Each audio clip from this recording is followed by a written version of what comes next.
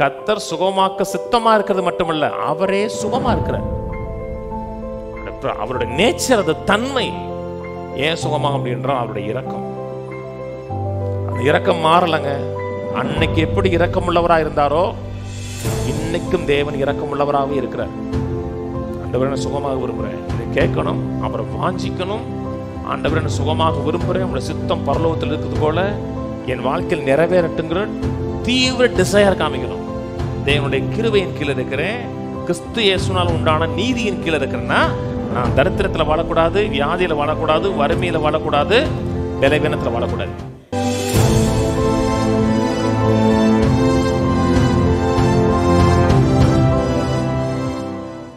இன்றையிலிருந்து ஒரு சில வாரங்களாக இருக்கலாம், ஒரு சில மாதங்களாக இருக்கலாம், சுகமாக்கும் கர்த்தர்னு பேச விரும்புகிறேன். ரட்சிப்புக்கு அப்புறம் நமக்கு அதிமுக்கியமான ஒரு காரியம் சுகம். செல்வம் இருந்து, செழிப்பிருந்து, ஏராளமான நிறைவு இருந்து சுகம் இல்லை என்றால் அதை நீங்கள் அனுபவிக்க முடியாது. வெளியூருக்கு போக முடியாது, காரில் உட்காந்து ஹில் ஸ்டேஷனில் போக முடியாது. ஹில் ஸ்டேஷனில் போகும்போது சிலர்லாம் ஒவ்வொரு பெண்டிங்லையும் வாந்தி எடுப்பாங்க. அங்கே போய் அவங்கள நிம்மதியாக அவங்கள கூட்டு போக முடியாது. எங்கே போனாலும் எவ்வளவு செல்வம் இருந்தாலும் செல்வத்தை அனுபவிப்பதற்கு சுகம் அவசியம். தேவனை சுகமாக்க விரும்புகிறார். நான் ஆராதிக்கிற தேவன் சுகமாக்குகிற தேவன் அறிந்தோம் என்றால்தான், அதை குறித்த பூர்வ நிச்சயம் இருந்தால்தான் நாம் சுகமாக முடியும். நாம் சுகமாக முடியும் என்பதை காட்டிலும் நமக்கு தெரிந்தவர்கள், உறவினர்கள், நண்பர்கள், நம்முடைய எல்லைக்குட்பட்ட மக்களை சுகத்துக்கு நேராக நடத்தக்கூடிய ஒரு வாசலாக நான் வாழ முடியும். நான் சுகமாகலை, நான் சுகத்தில் வாழவில்லை என்றால் மற்ற மக்களுக்கு சுகத்தை கான்ஃபிடென்ட்டாக சொல்லுவதற்கு தடையாக இருக்கும். நாம் சுகமாவது கர்த்தருடைய சித்தம், ஆரோக்கியமாக இருப்பது கர்த்தருடைய சித்தம். இல்லைங்க எனக்கு தெரியுங்கிறது வேற, அது நம்முடைய கண்களில், எண்ணத்தில், சிந்தையில் படமாக மாறுகிறது வேற. விசுவாசம் கேள்வியினால் வரும், கேள்வி தேவனுடைய வார்த்தையை கேட்கறதுனால வரும். தேவனுடைய வார்த்தையை கேட்கும் போதெல்லாம் விசுவாசம் ஆவிக்கு வருவது கிடையாது. ஆவியில் விசுவாசம் இருக்கிறது. ஆவியில் கிறிஸ்து இயேசுக்குள்ள எந்த விசுவாசம் இருந்ததோ அதே விசுவாசம் ஆவிக்குள்ள இருக்கிறது. ஆவிக்கு நாம் போதிக்க வேண்டிய அவசியம் கிடையாது. வெளியிருந்து எந்த ஒரு இன்ஃபர்மேஷன் ஆவிக்குள்ள போகாது. ஆவிக்குள்ள என்ன இருக்கிறது என்பதை மனதுக்கு சொல்லிக் கொடுக்குறோம். என்ன ஆவிக்குள்ள இருக்கிறது, என்ன டெபாசிட்டாக இருக்கிறது மனதுக்குள்ள சொல்லுகிறோம். இந்த மனதுக்குள்ள ஆவியில் இருக்கிறது படமாக மாறும் பொழுது அதைத்தான் மனதில் வர்ற விசுவாசம் சொல்கிறோம், வேறு எதுவும் விஷன் சொல்கிறோம். அந்த விசுவாசம், அந்த விஷன் மனதில் வந்துருச்சுன்னா சுகமாக முடியும். அநேக மக்களுக்கு பெரிய கேள்வி, நான் சுகத்தை நம்புகிறேன், கர்த்தர் சுகமாக்குறவர்னு அறிந்திருக்கிறேன், அப்படியே என்னால் சுகமாக முடியல. ஒரு காரியத்தை அறிந்திருக்கிறது வேற, அந்த காரியத்தில் விசுவாசத்தில் வாழ்கிறது வேற. நிறைய மக்கள் நிறைய காரியங்களை அறிந்திருப்பார்கள், அறிகிறது வேற. ஆனால் ஃபெய்த்தில் வர்றது வேற. ஃபெய்த்தில் வருகிறது என்றால் முழு நிச்சயமாக அது எண்ணத்தில், சிந்தையில் வருகிறது வேற. நாம் நீதிமான்கள் தானே. நீதிமான்கள் என்றால் தேவனை போல் அந்த பூமியில் வாழக்கூடியவர்கள், தேவனுடைய ரைட்ஸையும் தேவனுடைய ப்ரிவிலேஜையும் இந்த பூமியில் காமிக்கக்கூடிய மக்கள். நம் நீதிமான்கள் ஆக்கப்பட்டதுக்கு அப்புறமும் சில நேரத்தில் பாவ செயல்கள் செய்கிறோம், பாவத்தில் விழுகிறோம்னு சொல்லும்போது விபச்சாரம், வேசித்தனம், குடி, போதை அப்படின்னு போயிடக்கூடாது. புறணி பேசுறது, முன்னாடி விட்டு பின்னாடி பேசுறது, உங்களை மாதிரி உண்டா அப்படின்னு சொல்லிட்டு அப்படி சொல்றது, இதெல்லாம் என்னதுன்னா நீதிமானுடைய நேச்சர் கிடையாது.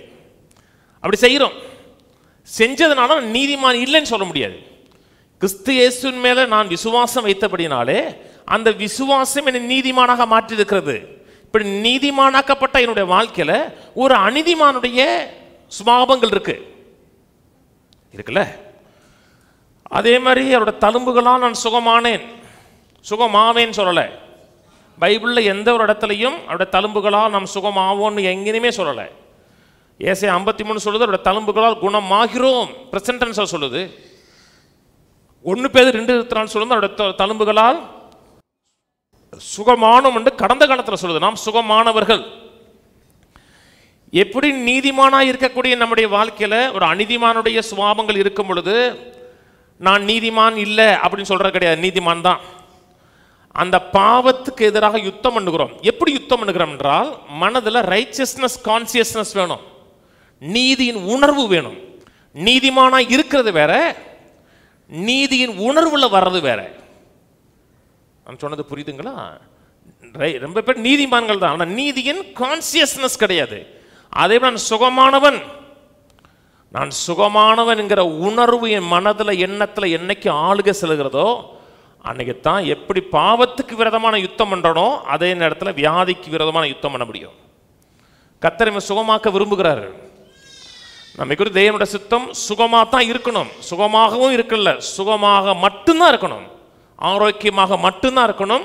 நம்மை சுகமாக்க தேவன் ஏங்குகிறார். சுகமாக்க விரும்புகிறார்ங்கிறதை காட்டிலும் ஏங்குகிறார். ஏன் கர்த்தர் நம்மை சுகமாக்க விரும்புகிறார்? ஏன் நம்ம சுகத்தில் வாழ்வது முக்கியம்னா, பெரும்பாலும் மக்களுக்கு தெரியல. ஏன் நான் சுகமாக வாழணும், ஆரோக்கியமாக வாழணும், என்னுடைய சுகத்தில் ஏன் தேவன் அவ்வளவு அக்கறை காமிக்கிறார் என்றால், நான் அந்த பூமியில் இருக்கிற வரை தான் அவருக்கு நான் பிரயோஜனமாக வாழ முடியும். நான் பூமியை விட்டு போன அடுத்த செகண்டே நான் அவருக்கு பிரயோஜனமற்றவன மாறிடுவேன். இந்த பூமியில் ஒரு தேவன் இருக்கிறார். அந்த தேவன் ஆசீர்வதிப்பார், நேசிப்பார், சுகமாக்குவார், குறைவில்லாமல் வாழ வைப்பார். நம்மை குறித்தவருடைய நினைவுகள், திட்டங்கள் அனைத்தும் நல்லது என்று சொல்லுவதற்கு ஒரு ஆள் வேணும். அந்த ஆள் வேணும்னா அந்த ஆள் சொல்லுவதற்கு ஆள் வேணுங்கிறது மட்டும் இல்ல, சொல்லக்கூடிய ஆளாகவும் இருக்கணும். அப்படிப்பட்ட ஆரோக்கியம் நிறைந்த ஆளா இருக்கணும், சுகம் நிறைந்த ஆளா இருக்கணும். கர்த்தர்ட்ட பார்த்து, ஆண்டவரே என் வாழ்க்கைக்கான திட்டங்கள் நோக்கங்கள்லாம் முடிஞ்சிருச்சுன்னு கேட்டோம்னா, இல்லப்பா நிறைய இருக்கு பாரு, செய்து நிறைவேற்ற வேண்டியது இன்னும் நிறைய ஏராளமாக இருக்கிறது. இன்னைக்கு அநேக மக்கள் கர்த்தருடைய சித்தத்தை எப்படி புரிந்து கொள்றாங்கன்னா, மற்ற மக்களுடைய அனுபவம், மற்ற தேவ மனிதருடைய அனுபவம், அதன் அடிப்படையில் ஒரு கன்க்ளூஷனுக்கு வர்றாங்க. எல்லாரும் சுகமாக இருப்பது கர்த்தருடைய சித்தம் இல்லை. கர்த்தர் சில நேரத்தில் சில வியாதிகளும் கொடுக்கத்தான் செய்கிறாரு, கொடுத்து நம்மை சரிப்படுத்துறாரு. அவருக்கு உகந்த பாத்திரமாக வியாதியை கொடுத்து நம்மை வணைகிறார். தேவன் எவனை நேசிக்கிறாரோ அவனை வியாதியை கொடுத்து, பலவீனத்தை கொடுத்து, உடைத்து உருவாக்குகிறார். அப்படிப்பட்ட எண்ணம் மக்களுடைய மனதில் ஆழமாக இருக்கிறது. சுகந்தான் தேவ சித்தம் என்று அறிந்து கொள்வதற்கு சில காரணங்கள் சொல்கிறேன். இது ஒரு போதனை, இது இன்னைக்கு ஃபவுண்டேஷன் போடுறோம். இது ஒரு சீரியஸாக கொண்டு போவோம், சீரியஸாகவே கொண்டு போவேன். என்ன ரொம்ப முக்கியம் இது. ஏன் சுகம் தேவ சித்தம் என்று சொல்கிறோம் என்றால், நம்மை சுகமாக்குவது ஃபர்ஸ்ட் பாயிண்ட். ஏன் சுகம் தேவ சித்தம் சொல்கிறேன்னா, அது அவருடைய நேச்சர். நம்மை சுகமாக்குவது அவருடைய சுபாவம். கர்த்தர் நம்மை சுகமாக்குறார், அது நம்மை குறித்து தேவனுடைய சித்தங்கிற சொல்றது மட்டுமல்ல, அது சுகமாக்குறது அவருடைய நேச்சராகவே இருக்கு. அவருடைய நேச்சர் மாறவே இல்லை. கர்த்தருடைய பிரசன்னத்தில் வர்றீங்க, கர்த்தரை மனதார ஆராதிக்கிறீங்க, அந்த பிரசன்னத்தில் தன்னை அவர் மேனிஃபெஸ்ட் பண்ணுறாரு பார்த்தீங்களா? அந்த மேனிஃபெஸ்ட் பண்ணுற அந்த பிரசன்னத்தில் நீங்கள் இருந்தீங்கன்னா உங்கள் பாடி ஆட்டோமேட்டிக்காக ரெஸ்பாண்ட் ஆக ஆரம்பிக்கும். உங்கள் பாடியில் இருக்க கெமிக்கல்லாம் கரெக்டாக பேலன்ஸ்டாக போகும். கெமிக்கல் இம்பேலன்ஸ்டாக இருக்காது. சரீரத்துக்குள்ளே இருக்க எல்லாமே கெமிக்கலுங்க, தெரியுமா? சுடக்க விட்றோம் இல்லையா? ஏன் சுடக்க விட்றோம்? அந்த அந்த அந்த ஜாயின்ஸில் வந்து ஃப்ளூயிட் இருக்குது, ஃப்ளூயிட் கேஸாக மாறும்போது சுடக்க வருது. எல்லாமே கெமிக்கல். அவருடைய பிரசன்னத்தில் இருந்தீங்கன்னா சரீரத்தில் இருக்க எல்லா கெமிக்கலும் பேலன்ஸ்டாக ஆப்ரேட் ஆகும். ஏன்னா அவர் சுகமாக்க சித்தமாக இருக்கிறது மட்டுமல்ல, சுகமாக்குகிறவர். அப்போ மேரேஜ் ஆகலை எனக்கு, அப்போ எல்லா சனிக்கிழமையும் ஃபாஸ்டிங் இருப்பேன். இப்போ தான் சனிக்கிழமை 8 மணி வரை நோட்ஸ் எடுக்கிறேன். அப்போல்லாம் வெள்ளிக்கிழமை நோட்ஸ் முடிச்சுடுவேன், சனிக்கிழமை ஃபாஸ்ட் மட்டும்தான் பண்ணுவேன். ஒரு நாள் வெள்ளிக்கிழமை நைட்டே காய்ச்சல், எனக்கு சரியான காய்ச்சல். அப்படி இருந்தும் ஃபாஸ்ட் பண்ணணுங்கிற எண்ணம் இருக்குது, ஃபாஸ்ட் பண்ணுறேன். காய்ச்சல் உச்ச கட்டத்தில் இருக்குது. அப்போல்லாம் ஆட்கள்லாம் கிடையாது சர்ச்சில். இப்போ 5 போனால் 10-12 பேர் தான் இருப்பாங்க. தற்செயலாக ஒரு மனுஷன் 12:30 மணிக்கு பையன் வந்தான். பாஸ்டர் எப்படி இருக்கு திறந்து வச்சுட்டு வந்து மேலே வந்தான். இப்போ சாப்பிடல, ஒரு ஜூஸ் மட்டும் வாங்கிட்டு வாங்கினேன். அந்த ஜூஸை குடிச்சு வேற ஒன்றும் சாப்பிடல. மறுநாள் காலைல ப்ரேயர் சர்ச்சு நடத்தணும். ஊழியம்னா விளையாட்டு விஷயம் கிடையாதுங்க. காய்ச்சலாக இருந்தாலும் சரி தான், நொந்து நோயின் புண்ணா போய் நின்னா கூட கர்த்தர் நம்மளை ஆசீர்வதிப்பான்னு சொல்லணும். பயங்கர வலி, வேதனை, காய்ச்சல் உச்சத்தில் இருக்கு. முதல் பாட்டு இயேசு என் பரிகாரி பாடினேன். அந்த பாட்டை 3வது ஸ்டான்ஸா பாடும் பொழுது காய்ச்சல் தன்னால் என்னை விட்டு போயிடுச்சு. ஏன்னா என்னோட பிரசன்னத்தில் எப்பப்பெல்லாம் இருக்கிறீர்களோ கர்த்தர் சுகமாக்க சித்தமாக இருக்கிறது மட்டுமல்ல, அவரே சுகமாக இருக்கிறார். அவருடைய நேச்சர், அது தன்மை. வேதம் சொல்லுகிறது யோவான் 1:14, அந்த வார்த்தை மாம்சமாகி கிருபையினாலும் சத்தியத்தினாலும் நமக்குள்ளே வாசம் பண்ணினார். அது பிதாவின் மகிமைக்கு ஒத்த மகிமையா இருந்துச்சு. பிதா அப்படிப்பட்டவர், சுகமாக்குறவர், ஆரோக்கியப்படுத்துகிறவர். இயேசு இந்த பூமியில் இருக்கிறது ஒரு மனிதனை கூட வியாதிப்படுத்தலை, ஒரு ஆளை கூட வியாதிப்படுத்தலைங்க. அத்தனை பேரை சுகமாக்கினார். தன்னிடத்தில் வந்த, தன்னுடைய பிரசன்னத்துக்குள்ள வந்த அத்தனை பேரை சுகமாக்கினார். பிரசன்னத்துக்கு வெளியே இருக்கிறவன் சுகமாகல, அந்த அட்மாஸ்பியருக்குள்ள அவருடைய கொள்ளைக்குள்ள வந்த அத்தனை பேர் சுகமானான். அன்னைக்கு சுகம் யூத மக்களுக்கு தாண்டி வெளியே கிடையாது. ஏன்னா அவ தான் கவர்னன்ட் பீப்புள், உடன்படிக்கை மக்கள். ஒரு சிறப்பணிக்கா பெண், அவ எல்லையை தாண்டி இவருடைய எல்லைக்குள்ள வந்தார். இவருடைய எல்லைக்குள்ள வந்த அவர் சுகமானான். அவளுக்கு சுகம் அந்த காலம் கிடையாது. அவளுக்கு சுகமாவதற்கு இவர் சிலுவைக்கு போகணும், ரத்தம் சிந்தனும், மரிக்கணும், பிதாவும் வலது பாசல் ரத்தம் சிந்ததுக்கு அப்புறம் தான் சுவிசேஷம் உலகம் முழுவதும் போடும். காலத்துக்கு முன்னாடி வரா சுகமானா. ஏன்னா அவர் சுகமாக இருக்கிறார். வேதம் சொல்லுகிறது எபிரேயர் 1:3 இவர் அவருடைய மகிமையின் பிரகாசமும் அவருடைய தன்மையின் சொரூபமாக இருந்தார். அவருடைய மகிமையின் பிரகாசம், பிதாவாகிய தேவன் எப்படிப்பட்ட ஒரு நேச்சர், என்ன தன்மை என்ன என்பதை இயேசு காமிக்கிற அவருடைய தன்மையின் சொரூபமாக இருக்கிற இயேசு ஒரு மனிதனை கூட வியாதியாக்கலை. ஒரு சின்ன பிள்ளைய கூட ஆண்டவர் கொல்லலை, ஒரு ஆளை கூட கொல்லலை. அவருடைய பிரசன்னத்தில் மரித்தவர்கள் உயிரோடு எழுந்தார்கள். அப்படிதான் பைபிளை பார்க்குறோம். தூக்கிட்டு போகும்போது பாடையை தொட்டார், சுகம். அவருடைய பிரசன்னம், அவரே சுகம். காண முடியாத தேவன் எப்படிப்பட்டவர்? இயேசுவை பாருங்க, அவருடைய தன்மையின் சுரூபமாக இருக்கிறார். பிதாவாகிய தேவனுடைய தற்சுரூபம் இயேசு. யாராச்சும் ஒரு மனிதனை சுகமாக வியாதிப்படுத்தினாரா? ஏன்னா அவர் சுகமாக இருக்கிறார். அவருடைய பிரசன்னத்துக்குள்ள எப்பப்பெல்லாம் வருகிறோமோ அப்பப்பெல்லாம் சுகமாக்குறார். ஏன் தேவ சித்தம் சுகம் சொல்றோம்னா அது அவருடைய நேச்சராக இருக்கிறது. 2வது காரியம், ஏன் தேவன் நம்மை சுகமாக்க விரும்புகிறார், தேவனுடைய சித்தம் என்று ஏன் சொல்றோம் என்றால், தேவன் நம்ம மேல் வைத்திருக்கிற அன்பு. சுகத்தை விசுவாசியாத மக்கள், கர்த்தர் இன்னைக்கு சுகமாக்குவது கிடையாது என்று நம்பக்கூடிய மக்கள், மத்தேயு, மார்க்கு, லூக்கா, யோவான்ல இயேசு சுகமாக்கினதை பார்க்கும் பொழுது அவங்க என்ன சொல்றாங்கன்னா, அதெல்லாம் அவர் சுகமாக்கினாரு.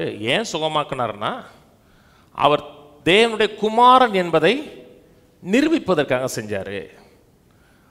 அந்த மோட்டிவில் அவர் செய்கிறார் என்றால் அது இம்பியூர் மோட்டிவ், ஒரு சுத்தமான நோக்கம் கிடையாது. ஒரு மனிதனை சுகமாக்குவதற்கு, தன்னை நிரூபிப்பதற்காக இன்னொரு ஆளை யூஸ் பண்ணுறது. கர்த்தர் அப்படிப்பட்டவர் கிடையாது. அவர் அந்த சுகமானது அவர் தேவனுடைய குமாரன் என்று காமிக்கிறது. ஆனால் ஏன் சுகமாக்கினார் என்றால் தன்னை நிரூபிப்பதற்காக சுகமாக்கல. வேதம் சொல்கிறது திரளான ஜனங்களை பார்த்து அவர் மன துருகினார் இருக்கு. நான் சொன்னது புரியுதுங்களா? தன்னை நிரூபிப்பதற்காக சுகமாக்கலங்க. அந்த ஜனங்களை பார்த்து அவருக்கு இருந்த கம்பேஷன், மனதுருக்கம், அதான் மக்களை சுகமாக்குனது. கர்த்தர் நம்மை சுகமாக்க விரும்புகிறார், நம்முடைய நண்பர்களை சுகமாக்க விரும்புகிறார், பிள்ளைகளை சுகமாக்க விரும்புகிறார். ஏனென்றால் அவர் நம்மையில வைத்திருக்கிற மாசற்ற அன்பு. ஒரு துளி அந்த அன்புல மாசு கிடையாது. அதான் தேவனுடைய நேச்சர். மனிதர்களாக இருக்கிறோம், நம்முடைய அன்பு அவருடைய அன்பு மாதிரி கிடையாது. நம்முடைய அன்புனா நல்லவனுக்கு நல்லவன், கெட்டவனுக்கு கெட்டவன், அப்படிதான் நிறைய பேர் இருக்காங்க.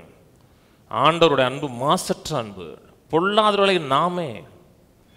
நாம் நேசிக்கிறவர்களை சுகமாக்க விரும்புகிறோம். ஹாஸ்பிட்டலுக்கு கொண்டு போகிறோம், கூட உட்காந்துருக்கிறோம், என்ன பலவீனம் இருந்தால் கூட நம்ம தாங்குகிறோம், தூக்குறோம், வாந்தி எடுத்தால் கூட வாந்தியை துடைக்கிறோம், கக்கா போனால் கூட கக்காவை கழுவி விடுறோம். ஏன்? அவருக்கு மேலே நாம் வைத்திருக்கிற அன்பு. நாமே அப்படி இருக்கிறோம் என்றால் நமக்காக உயிரே கொடுத்த தேவன் அன்பாகவே இருக்கிறார். அதனால நம்மை சுகமாக்குவது ஒரு சித்தம். ஏனென்றால் தேவன் அன்பாக இருக்கிறார். ஏன் தேவன் நம்மை சுகமாக்குறார் என்றால் அது அவருடைய நாமமா இருக்கிறது. ஏன் நம்மை சுகமாக்குறார்? சுகம்தான் தேவ சித்தம். ஏன் சொல்றோம் என்றால் அது அவருடைய நாமம். இஸ்ரேல் மக்கள் வெளியே வந்த உடனே அவளுக்கு கொடுத்த ஃபர்ஸ்ட் ப்ராமிஸ், நல்லா கவனிங்க, அந்த நேரத்தில் யாருமே வியாதியசம் கிடையாதுங்க. அந்த வாக்குத்தத்தத்தை மக்கள் பெற்ற பொழுது 30 லட்சம் பேர் இருக்காங்க. 30 லட்சத்தில் ஒரு ஆள் கூட வியாதியசம் கிடையாது. அத்தனை பேரும் சுகமானவர்கள். அவர்களுக்கு பார்த்து சொல்றார், நானே உன்னை சுகமாக்கக்கூடிய வைத்தியர்னர். அவருடைய நாமம் பரிசுத்தம் உள்ளது. அவர் நாமம் பரிசுத்தம் உள்ளது என்றால் சுகமும் பரிசுத்தம் உள்ளது. சுகம் பரிசுத்தமற்றது கிடையாது, சுகம் பரிசுத்தமானது. ஏன்னா அவருடைய நாமத்திலிருந்து வரக்கூடியது. அந்த நாமம் ஒரு சிலருக்கு மட்டும் கிடையாது. யெகோவா ராஃபாங்கிற நாமம் அத்தனை பேருக்கு உரியது. அப்போ அத்தனை பேரும் சுகமாக இருக்கணும், அத்தனை பேர் ஆரோக்கியமாக இருக்கணும். ஏன் தேவன் நம்மை சுகமாக்குறார்? ஏன் தேவன் நம்மை சுகமாக்குவது சித்தமாக இருக்கிறது என்றால் அவருடைய இரக்கம்.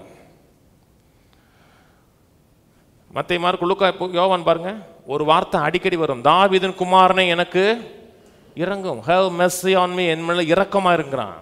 இரக்கம் வேற, தயவு வேற.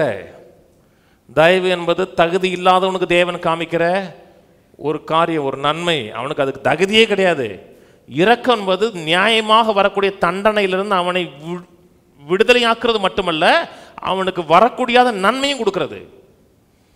இரக்கம் எப்பப்பெல்லாம் வேலை செய்கிறதோ அப்பப்பெல்லாம் ஃபேவர் வேலை செய்யும். நீங்கள் மக்கள் சில நேரத்தை சுகமாக முடியாமல் போகும்போது தங்களை இதில் கண்டம் பண்ணுறாங்க. நான் சரியில்லையோ, நான் தவறு பண்ணிட்டனோ. அதனால் மக்களுக்கு பழமொழியில் நல்லா வரும், உப்பை தின்னவன் தண்ணியை குடிக்கணும், தப்பு செஞ்சவன் தண்டனை அனுபவிக்கணும். நீங்கள் உப்பையே தின்றிருந்தா கூட, தப்பே செஞ்சிருந்தா கூட சுகமாக முடியும். ஏன் சுகமாக முடியுன்றால் அவருடைய இரக்கம். அந்த இரக்கம் மாறலைங்க. அன்னைக்கு எப்படி இரக்கமுள்ளவராக இருந்தாரோ இன்னைக்கும் தேவன் இரக்கமுள்ளவராகவே இருக்கிறார். அவருடைய இரக்கம், மனதுருக்கம், எந்த ஒரு காரியம் மாறலை. நான் கர்த்தர், நான் மாறாதவர். ஏன் தேவன் நம்மை சுகமாக்குறார் என்றால் அவருடைய வார்த்தைகள் மாறுவது கிடையாது. நீதிமொழி 4 சொல்லுகிறது, என் மகனே, இதெல்லாம் டீட்டெயிலாக பார்ப்போம். இப்போ நான் சொல்கிறது இன்ட்ரோடக்ஷன் தான். இதில் டீட்டெயிலாக இதுக்குள்ளே போவோம். என் மகனே, என் வார்த்தைகளை கவனி, என் வார்த்தைகளுக்கு உன் செவியை சாய். அவைகளை கண்டுபிடிக்கிறவனுக்கு அவ உடலுக்கெல்லாம் ஆரோக்கியமாக இருக்குது. யாரை கண்டுபிடிக்கிறவனுக்கு? அந்த வார்த்தையை கண்டுபிடிக்கிறவனுக்கு, வார்த்தை இருதயத்தில் வைத்து காத்துக்கொள்கிறவனுக்கு உடலுக்கெல்லாம் ஆரோக்கியமாக இருக்குது. எது? வார்த்தை. வார்த்தை சிலருக்கா எல்லாருக்குமா? அப்போ எல்லாருக்கும் வார்த்தைன்னா எல்லாருக்கும் சுகம். சிலருக்கு தான் வார்த்தை, சிலருக்கு வார்த்தை கிடையாதுன்னா வார்த்தை அத்தனை பேருக்கும். வார்த்தை மெடிசின் மாதிரி இருக்கு, உடலுக்கெல்லாம் ஆரோக்கியமா. எது? வார்த்தை. அது மட்டுமல்ல, நீதிமொழிகள் 18 திருப்புவோம். நீதிமொழிகள் 18:14 வசனம். மனுஷனுடைய ஆவி அவன் பலவீனத்தை தாங்கும், முறிந்த ஆவி யாரால் தாங்கக்கூடும்? தமிழில் அவளை சிறப்பாக மொழியை கண்டுபிடிக்க முடியாது. மனுஷனோட ஆவி அவன் பலவீனத்தை தாங்கும். இந்த ஆம்பிளிஃபைட் பைபிளில் போடுறேன். The strong spirit of a man sustains him in bodily pain or trouble, but a weak and broken spirit who can rise up or bear? ஒரு மனிதனுடைய ஸ்பிரிட் ஸ்ட்ராங்காக இருந்துச்சுன்னா சரீர பலவீனத்தை தாங்கும் இருக்கு. நம்முடைய ஸ்பிரிட் ஸ்ட்ராங் ஸ்பிரிட்டா இருக்கணுமா, பலவீனமான ஸ்பிரிட்டா இருக்கணுமா? சிலருக்கு ஸ்ட்ராங்கா இருக்கணுமா, எல்லாருக்குமே ஸ்ட்ராங்கா இருக்கணுமா? எல்லாருக்குமே ஸ்ட்ராங்கா இருக்கணும்னா அதான் நம்மை குறித்து தேவ சித்தம்னா அத்தனை பேரும் சுகமா இருக்கணும். நம்ம பலவீனமா இருக்கக்கூடாது, சுகவீனமா இருக்கக்கூடாது. The strong spirit of a man sustains him in bodily pain. சரீர வியாதிகளை, பலவீனங்களை, மைண்ட் ஸ்ட்ராங்கா இருக்கிறது, ஸ்பிரிட் ஸ்ட்ராங்கா இருக்குன்னா அங்கிருந்தா இம்யூன் சிஸ்டம் வெளியே வருது. இம்யூன் சிஸ்டம் பாடியிலேருந்து வரலங்க, ஆவியிலிருந்து மனதிலிருந்து வெளியே ரிலீஸ் ஆகுது. ஸ்பிரிச்சுவலான இம்யூன் சிஸ்டம். எல்லாருமே ஸ்ட்ராங்காக இருக்கணும் ஆவியில். அப்போ எல்லாரும் சுகமாக இருக்கணும். வேதம் சொல்லுகிறது, நம்மில் அன்பு கூறுகிறவராலே நாம் முற்றும் ஜெயம் கொள்ளுகிறவர்களாக இருக்கிறோமேன்னு இருக்கு. அவருடைய சத்துவத்தின் வல்லமையில் பலப்படுங்கன்னு சொல்லுது. பலவீனனும் தன்னை பலவான் என்று. அப்ப நான் பலவானத்தான் இருக்கணும், என் ஆவியில மனதில் பலவானத்தான் இருக்கணும்னா நான் சுகமாத்தான் இருக்கணும். சுகம் தேவ சித்தம். இது மனதில் எண்ணத்தில் ஒரு துளி கூட நகட்டிடாதீங்க. அந்த அளவுக்கு எண்ணத்தில் சிந்தையில் அந்த படம் உறுதியாக இருந்தால் தான் சுகம் வெளியே பார்க்க முடியும், சரீரத்தில் பார்க்க முடியும். நான் சொல்கிற சில காரியங்கள் நான் சுகத்தை குறித்து நிறைய போதிச்சிருக்கேன் சர்ச்சில். நான் செழிப்பை குறித்து போதிச்சது காட்டிலும் சர்ச்சில் சுகத்தை குறித்து போதிச்சதா நிறைய.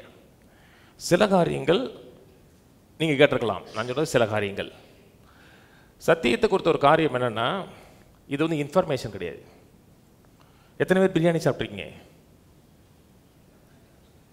நீ பிரியாணி சாப்பிடலாம், நான் அடுத்த வாரம் நான் வாங்கி கொடுத்துறேன். பிரியாணி எத்தனை பேர் சாப்பிட்ருக்கீங்க? எல்லாம் சாப்பிட்றீங்க. சில நான் சாப்பிடலை, நான் வாங்கி தரேன். திண்டுக்கல்ல நான் ஆர்டர் பண்ணி கூட வாங்கி கொடுத்துறேன். திண்டுக்கல் பிரியாணி சாப்பிட்ருக்கீங்களா? சரி, ஒரு முறை திண்டுக்கல் அது வாங்கி கொடுக்க முடியாது. ஒரு முறை திண்டுக்கல் பிரியாணி வாங்கி போயிருக்கீங்க. அந்த காலத்தில் திண்டுக்கல் போகும்போதுலாம் பொன்ராம்னு ஒரு கடை இருக்குது. தலைப்பை கட்டிக்கு போகாதீங்க, நல்லா இருக்காது. பில்லை மட்டும்தான் கட்டி கொடுப்பாங்க, டேஸ்ட் இருக்காது. அங்கே பொன்ராம்னு ஒரு பிரியாணி கடை இருக்குது. அப்போ டாப்பாக இருக்கும். அன்னைக்கு சாப்பிட்டோம், டேஸ்ட்டு தெரியுது. திரும்பி சாப்பிடணுமா?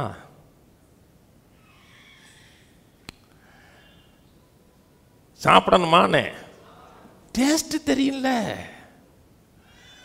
அப்படி நினச்சிட்டு சூப்பரில் அப்படி போயிடணும். அதெல்லாம் திரும்பி சாப்பிட தெரியுது. நான் திண்டுக்கல் போனேன். அன்றைக்கெலாம் போகும்போது கோயம்புத்தூர் போயிட்டு வந்தேன். கரெக்டாக 1 மணி ஆச்சு. போயிட்டு ஒரு 3 பேர் வாங்குற மாதிரி பக்கெட்டை வாங்கிட்டு வந்துட்டேன், பிள்ளைகளுக்கும் கொடுக்குறதுக்காக. சுவை தெரியுது. சுவை தெரிஞ்சிச்சுன்னா அந்த சுவையை இன்னொரு முறை சாப்பிடணும்னு தெரியும். அதே போல் தான் கர்த்தருடைய வார்த்தை ஒரு அறிவுக்காக படிக்கலை. அறிவுக்காக படித்தோம்னா நீங்கள் வந்து மனசு வந்து சோர்வடைஞ்சிட்டே இருக்கும். நீங்கள் எவ்வளோதான் தெரிந்தாலும் திரும்ப வந்து மைண்டில் அந்த தாட்டை உள்ளே கொண்டு போயிட்டே இருக்கணும்.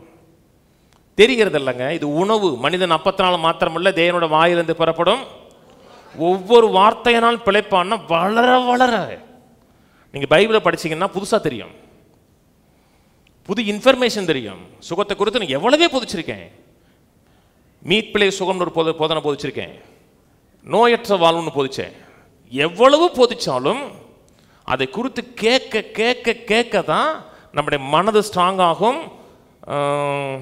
பலவீனத்தை மேற்கொள்ள முடியும். எப்படி நேற்று இட்லி சாப்பிட்டோமோ இன்னைக்கு இட்லி சாப்பிட்றோம். டேஸ்ட்டு நமக்கு நல்லா தெரியும். நம்ம வீட்டு இட்லி நல்லா தெரியும், சாம்பார் தெரியும், சட்னி தெரியும், சாப்பிட்றதுக்கு முன்னாடி டேஸ்ட் தெரியும். அப்படி தான் சாப்பிட்றோம். அதே போல் சத்தியத்தை தெரிந்தாலும் தெரியாவிட்டாலும் கேட்க கேட்க தான் நம்ம ஸ்ட்ரென்தன் ஆக முடியும். முதல்ல சொன்னேன், ஏன் செழிப்பு தெய்வ சுத்தம்? அது அவருடைய நேச்சர். 2வது காரியம், ஏன் தெளிப்பு சேவை சித்தம் என்றால் தேவன் நம்மை நேசிக்கிறார். 3வது காரியம் அதனுடைய நாமம். 4வது காரியம் அது அவருடைய இரக்கம். 5வது காரியம் அவருடைய வார்த்தை எல்லாருக்கும் உரியது. 6வது காரியம் ஸ்ட்ராங் ஸ்பிரிட்டாக இருக்குன்னு கர்த்தர் விரும்புகிறார். 7வது காரியம் ஒரிஜினல் பிளானை பாருங்க. மனிதனை கர்த்தர் முதல்ல படைச்சார் பார்த்தீங்களா? முதல்ல படைக்கும் பொழுது வியாதியும் தேவ சித்தமாக இருக்கிறது என்றால் அந்த மனிதனுடைய சரீரத்தில் ஏதாவது ஒரு சின்ன வியாதி வச்சிருக்கணும். ஆதாமை கர்த்தர் நேச்சாரா? அளவில்லாமல் நேச்சார். அவன்கிட்ட வந்து பேசுகிறார், பரலோகத்தை திறந்து மகிமையை திறந்து அவனோட பேசிட்டு போயிட்டு இருக்காரு. அந்த அளவுக்கு க்ளோஸ் ரிலேஷன்ஷிப் இருக்கு. அவனுடைய சரீரத்தில் வியாதியுடைய சின்ன ட்ரேஸ் கூட கிடையாது. எங்கே எப்பப்பெல்லாம் பார்க்க நினச்சிங்கன்னா ஒரிஜினல் போயிடணும். இன்னைக்கு இந்த 3rd ஜெண்டர் இருக்காங்க பார்த்தீங்களா, 3வது பாலினம். 3ஆம் பாலினம் தெரியுமில்லங்க. அவங்கள பார்க்கும்போது எனக்கு வேதனையாக இருக்கும். அவங்களுக்கு தெரியாதுங்க அது, ஆனால் எனக்கு வேதனையாக இருக்கும். ஏன் இப்படி பிறக்கிறாங்கன்ட்டு. ஏன் பிறந்தாங்கன்னா தேவன் படைக்கலை. தேவன் ஆதியாக 1ஆம் இடத்துல 3rd ஜெண்டரை படைச்சிருந்தான்னா அது கர்த்தருடைய சித்தம் சொல்லிடலாம். ஆதியாகமம் 1 தேவன் படைக்கிறார், படைத்த அத்தனையும் நல்லது நல்லது நல்லது நல்லதுன்னு சொன்னார். படைத்த அத்தனையும் நல்லது, ஒன்று தீமை. ஒரே ஒரு இடத்துல தீமை சொல்லணுமே. ஒன்றை படைக்கிறார், அது நல்லது. கடைசி வசனம் சொல்லுது 36 வசனத்தில் தான் படைத்த அனைத்தும் மிகவும் நல்லதென்று கண்டான் இருக்கு. அந்த மிகவும் நல்லது மைட்டி குட்டு, எக்ஸீடிங்ல குட்டுன்னாரு. தான் படைச்ச அனைத்தும் எக்ஸீடிங்ல குட்டுன்னு பார்த்தார்.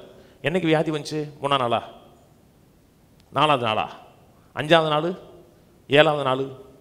என்னைக்கு வியாதி வந்துச்சு? வியாதி அவருடைய படைப்பில் இல்லவே இல்லை. வியாதி நல்லதல்ல. நம்ம ஊழியக்காரங்க தான் அது நல்லதுங்கிறாங்க. இந்த அருமையான சகோதரிக்கு இந்த அருமையான வியாதிக்காக சோத்திரம் ஆண்டவரேங்கிறாங்க. அது என்னைக்கு அருமையாக மாறிச்சு? அது என்னைக்கு நல்லதாக மாறிச்சு? வியாதி தேவ சித்தம் இல்லை. வியாதி தேவ சித்தமாக இருந்துச்சுன்னா முதல் மனிதனுக்கே கொஞ்சோண்டு வியாதியை கொடுத்துருக்கணும். ஒரு வியாதியோட ஒரு அறிவை கொடுத்துருக்கணும். பெர்ஃபெக்டாக படைக்கிறாருக்கு. ஒரு அங்க பலவீனம் கிடையாது. மக்கள்லாம் சில பிள்ளைகள் அங்க பலவீனம் படைக்கும் போது என்ன சொல்கிறாங்க? கர்த்தர் ஏன் இப்படி படைச்சாருங்கிறாங்க. அவங்களுக்கு என்ன வந்தாலும் யார் காரணம்? கர்த்தர் தான். ஆதாம் ஏவான பெர்ஃபெக்டாக படைச்சாரு. பெர்ஃபெக்டாக பேசக்கூடியவனாக இருந்தான். ஆதாம் ஏவாள் ஊ ஊ ஊங்கள காட்டுவாசி கிடையாதுக்காமே. மனுஷன் தேவன்கிட்ட பேசினார், தேவன் இவர்கிட்ட திரும்பி பேசினார். பெர்ஃபெக்டாக படைச்சாருங்க. அவர்கிட்ட போய் தலைவலின்னு கேட்டோம்னா தலை தெரியும், வலி எங்கே இருக்கும் பாரு. உடம்பு வலி, உடம்பு தெரியும், வலி தெரியாது. ஒரு பூர்ணமாக படைச்சார், பெர்ஃபெக்டாக படைச்சார். இன்னைக்கு சில மக்கள் மரணம் கூட தெய்வ சித்தங்கிறாங்க. வேதம் சொல்லுது பரிகரிக்கப்பட வேண்டிய கடைசி எதிரி மரணம் இருக்கு. கர்த்தர் மரணத்தையும் வியாதியும் எதிரி மாதிரி பார்க்கிறாருன்னா அவருக்கு யார் எதிரியோ உங்களுக்கு அது எதிரியாக தான் இருக்கணும். தமிழில் சொல்லுவாங்களே, தாய்க்கு விரோதி மகளுக்கு பாசமா, இதே ஒன்று. ஆண்டவருக்கு எதெல்லாம் எதிரியோ நமக்கு அதெல்லாம் எதிரி. தரித்திரம் எதிரி, வியாதி எதிரி. சவப்பட்டியை முன்னாடி வச்சுட்டு மக்கள் போய் ஜெபம் பண்ணுவாங்க. அவர் எடுக்கிறார், யார் அவரை பறிக்கக்கூடும்? பைபிள் இருக்கா? இருக்கு, அந்த வசனம் இருக்கு. ஏன் சொன்னார்? எங்கே சொன்னார்? எதுக்கு சொன்னார்? கர்த்தர் சிருஷ்டிப்பில் பாருங்க, மனிதனை குறித்த அத்தனை காரியங்களும் நல்லது. மரணம் தேவ சித்தம் இல்லைங்க. எதுவுமே மறிக்க கூடாதுங்க. ஆதியாகமம் 1 மரணத்தோடு ஒன்றை கூட படைக்கல. எல்லாத்துக்கூட ஜீவன் ஃபாலோ ஆகிட்டே இருந்துச்சு. ஒரு பூ விழுகும், பூ விழும்போது மறிக்காது, அதோட ஜென்ரேஷனை உருவாக்கும். அதுக்குள்ள ஒரு விதை உருவாகும். இன்னைக்கு பூமி ஒரிஜினல் நிலையில் பூமி இல்லை. இன்னைக்கு பூகம்பம் இருக்கிறது, வெள்ளம் வருது, இதெல்லாம் ஒரிஜினல் நிலை கிடையாது. அதனால தான் வேதம் சொல்லுகிறது பூமி வேகமாய் தவிக்கிறதுன்னு இருக்கு, பிரசவ வேதனைப்படுதுன்னு இருக்கு. யார் என்னை மீட்பா? பூகம்பம் வர்றது, கொள்ளை நோய் வர்றது, இதெல்லாம் பூமியை குறித்த நேச்சர் கிடையாது, ஒரிஜினல் பிளான் கிடையாது. அதை மீட்பார், விடுதலையாக்குவார். அந்த காலம் வருகிற வரை எதை உறுதியோடு எதிர்க்கணும், எதை தாழ்மையோடு ஏற்றுக்கணும்னு நமக்கு தெரியணும். வியாதினா முழு மூச்சோடு எதிர்க்கணும். முழு மூச்சுன்னா வெளியே போகிற வரை விடக்கூடாது. வீட்டுக்குள்ள பாம்பு வந்துருச்சு, என்ன பண்ணுவீங்க? அடித்து வெளியேற்றணும். இல்லாட்டா அது எங்கே இருக்குன்னு பக்கம் பார்த்துட்டே இருக்கணும். பார்த்துட்டு ஃபயருக்கு சொல்லி பிடிச்சி வெளியே போகிற விட இருக்கணும். அது வாட்டுக்கு இருக்குன்னு வேலைக்கு போயிடக்கூடாது. பாம்பு எங்கிட்டாச்சும் பண்ணி உட்காந்துக்கிறோம். அதேமாதிரி வியாதி வந்துருச்சுன்னா வியாதியை விரட்டுகிற வரை ஓய்ந்துடக்கூடாது. கிரியேஷனில் வியாதி இல்லை, திரும்பி புதிய வானம் புதிய பூமி உண்டாகும். ஃபஸ்ட்டு சாப்டர்லையும் வியாதி இல்லை, ஃபஸ்ட்டு 2 சாப்டர்லையும், கடைசி 2 சாப்டர்லையும் வியாதி இல்லை. வாசிங்களேன், வெளிப்படுத்தின விசேஷம் 21. இதுக்கு நேரம் தான் பிரயாணப்படுறோம். காலம் வரும்பொழுது இதை நான் அனுபவபூர்வமாக பார்ப்போம். 21:1. பின்பு நான் புதிய வானத்தையும் புதிய பூமியும் கண்டேன். முந்தின வானமும் முந்தின பூமியும் ஒளிந்து போயின, சமுத்திரமும் இல்லாமல் போயிற்று. புதிய வானம் புதிய பூமி. இன்னைக்கு இருக்கிற பூமி டோட்டலாக மாறிடும். இந்த அழிவுக்கு எதுவான பூமி மாறி புதிய பூமி உண்டாகும். மக்கள் சொல்கிறாங்க சேவ் எர்த்துக்கிறாங்க, போடுறாங்க இல்லையா? பூமியை காருங்கள், பூமியை காக்கவே முடியாது. செகண்ட் கம்மிங் வரும்பொழுது தான் இந்த பூமியை ரெஸ்டார் ஆகும் இருக்கு கீழே. யோவானாகிய நான் புதிய எருசலேமாகிய பரிசுத்த நகரத்தை தேவனிடத்திலிருந்து பரலோகத்தை விட்டு இறங்கி வர கண்டேன். அது தன் புருஷனுக்காக அலங்கரிக்கப்பட்ட மணவாட்டியை போல் ஆயத்தமாக்கப்பட்டிருந்தது. மேலும் பரலோகத்தில் உண்டான ஒரு பெரும் சத்தத்தை கேட்டேன். அது இதோ மனுஷரிடத்திலே தேவனுடைய வாசஸ்தலம் இருக்கிறது, அவர்களிடத்தில் அவர் வாசமாய் இருப்பார், அவர்களும் அவருடைய ஜனங்களாய் இருப்பார்கள். தேவன் தாமே அவர்களுடைய அவர்களுடைய தேவனாய் இருப்பார்.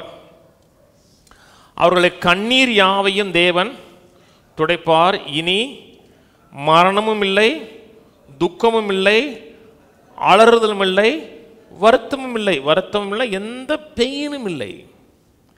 முந்தினவைகள் ஒளிந்து போயின என்று விளம்பினது. இனி வருத்தம் கிடையாது, கண்ணீர் கிடையாது, கவலை கிடையாது, கஷ்டம் கிடையாது, ஒன்றுமே கிடையாது. எப்போ? புதிய வானம் புதிய. இது எல்லாரும் நம்புறாங்களா? எல்லா கஷ்டங்களும் நம்புறாங்களா? எல்லா கஷ்டம் நம்புறாங்க. பரலோகத்தில் வியாதி இருக்கா? பரலோகத்தில் தரித்திரம் இருக்கா? அப்போ இங்கே இருக்கு. அது பரலோகத்தில் கிடையாதுங்க, ஆனால் பூமியில் இருக்குங்க. ஏதோ ஒரு காரணத்துக்காக வச்சிருக்கிறாரு. ஒரிஜினலாகவும் இல்லை, திரும்பி கர்த்தர் ரெஸ்டோர் பண்ணும் போது இல்லை, நடுவில் வந்துச்சு. நடுவில் ஏன் வந்துச்சுன்னா கர்த்தரோட சித்தம் கிடையாது. அதனால தான் இயேசு ஜெபிக்க சொன்னார், பரமண்டலத்திலும் சித்தம் செய்யப்படுவது போல பூமியில செய்யப்படுவதாக. ஏன் சொன்னார்னா பூமியில் இன்றைக்கு நடக்கிறது கர்த்தரோட சித்தம் கிடையாது. வியாதிப்படுவது, வாலிப வயதில் மரிப்பது, ஏஜாயி மரிப்பது. எனக்கெல்லாம் வயசானவங்களை பார்த்தா பாவமாக இருக்குங்க.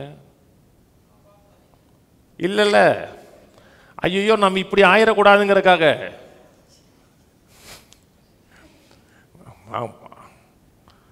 கொடுமைங்க. நம்ம இப்படியே இருக்கணும்னு ஆசைப்படுறேன். நம்மளை பார்த்து பெருசுங்கிறது, அந்த தாத்தா வராரு, ஐயோ அந்த வார்த்தையெல்லாம் கேட்கறதுக்கு அதில் கேட்கணுமாங்கும் போது எனக்கு வேதனையாக இருக்கு. ஆரோக்கியமாக இருக்கணுங்க, நிறைவாக இருக்கணுங்க. ஏன்னா ஒரிஜினலாகவும் கிடையாது, கடைசியிலும் கிடையாது, நடுவில் வந்திருக்குன்னா தேவ சித்தம் கிடையாது. எல்லாவற்றுக்கும் மேலே ஏன் தேவ சித்தம் சொல்கிறோம்னாலும் அட்டோன்மெண்ட்டு. சுகம் ஏன் தெய்வ சித்தம் சொல்கிறோம் என்றால் அவர் சிலுவையில் கொடுத்த பாவ நிவாரண பலியாக மரித்தார். அந்த மரணம் ஒரு சிலருக்கு இல்லை, மனுக்குலம் முழுவதுக்கும் மரணத்தை ருசி பார்த்தார். பாவத்தை போக்கும் கிருபாதாராக பலியாக மரித்தார். பாவத்தை மட்டும் போக்கலை, வியாதியும் போக்கினார்.